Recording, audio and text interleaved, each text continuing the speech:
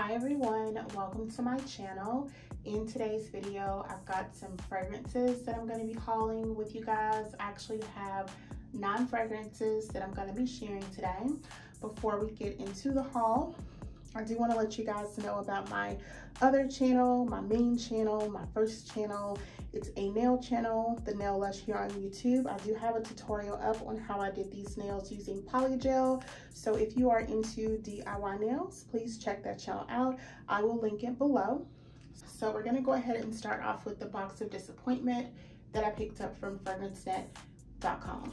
So here are all the fragrances I got from FragranceNet. The first one is the Moschino Toy 2 fragrance, and this is actually one I purchased for my daughter, so this one isn't even for me.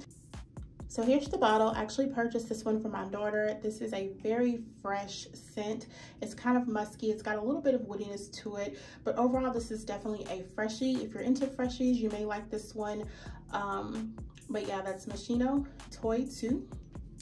The next fragrance was Versace Yellow Diamond. So this is the bottle for Versace Yellow Diamond. This one was okay. But it's not a fragrance that I know I would reach for often, so I'm actually going to also give this one to my daughter. This is a fresh, citrusy, musky fragrance. I believe this one is also an EDT, but yeah, this has lemon notes or citrus notes, musky notes. It's a decent fragrance. It's just not something that I would see myself wearing on a regular basis. Next fragrance is Versace Perfume Blue. This one's an eau de parfum. Very disappointed. I'm not sure if I got a bad bottle or what, but this actually smells pretty bad. I don't know if it's an old bottle. I don't know if I just got a bad bottle. I've smelled this in Sephora. I've smelled this in Ulta. Each time that I smelled it, it smelled really, really nice, kind of fruity, kind of citrusy, kind of musky. So I'm not sure what's going on with this bottle, but I'm not feeling this one, so this one also won't be staying in my collection. So I'll be giving this one away as well.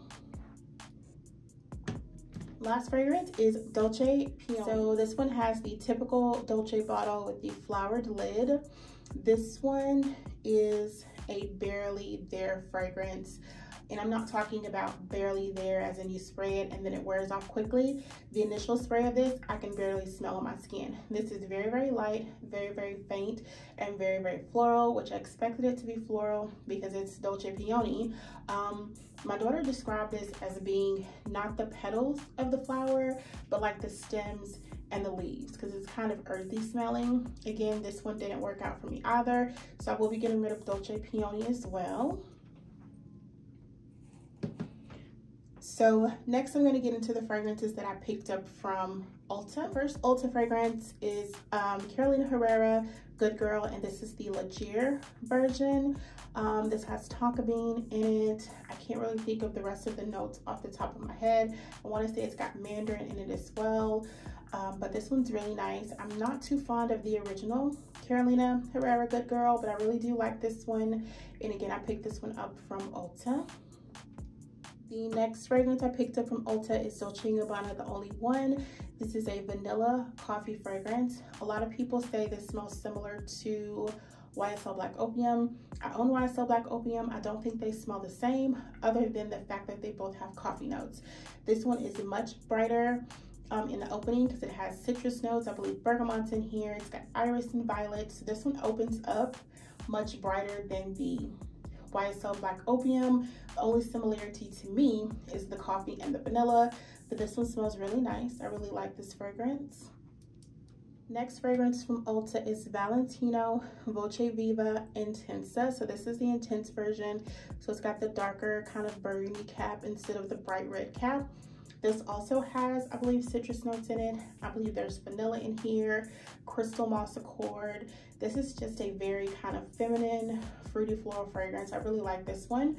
I haven't gotten a chance to get a full wear out of pretty much any of these yet, but this one smells really good. Last fragrance from Ulta is Ariana Grande Ari, and this is a youthful, sweet, fruity fragrance. This has raspberry notes in it. It's got marshmallow notes in it. This has been the fragrance I've been wearing at night after my shower to sleep in. It's not something that lasts a really long time. It also doesn't have like a really great projection, but it's very sweet, it's very fruity, it's very feminine, very girly. And again, this is the fragrance I've been wearing at night. The last fragrance I picked up is Giorgio Armani Si, and this is the original Si, and I actually got this one from the Armani Beauty website. A couple of weeks ago, they had a timeless sale event, and I believe I got this for 40% off. This one is a very kind of classy, elegant vanilla fragrance. I think this has blackcurrant in it, as well as rose and vanilla. But this is just a very kind of elegant, mature fragrance. It's very crowd pleasing. I really do like this one as well. So those are all the fragrances that I have picked up recently. I do plan on going on a no buy, because as you can see, I've got quite a bit of fragrances here, even though I've only been collecting since July of 21. So I've got one more haul, because I do plan on shopping during the Rouge event, which starts, I believe, April 1st at Sephora. So I'm gonna purchase some spring and summer perfumes during that sale. And after that, I'm just gonna try to enjoy what I have and kind of, you know, scale back on the hauls a little bit. So I hope you guys enjoyed this haul, and if you have any questions, comments, leave them down below. Yeah, and thank you for watching, and I'll see you on the next video. Bye.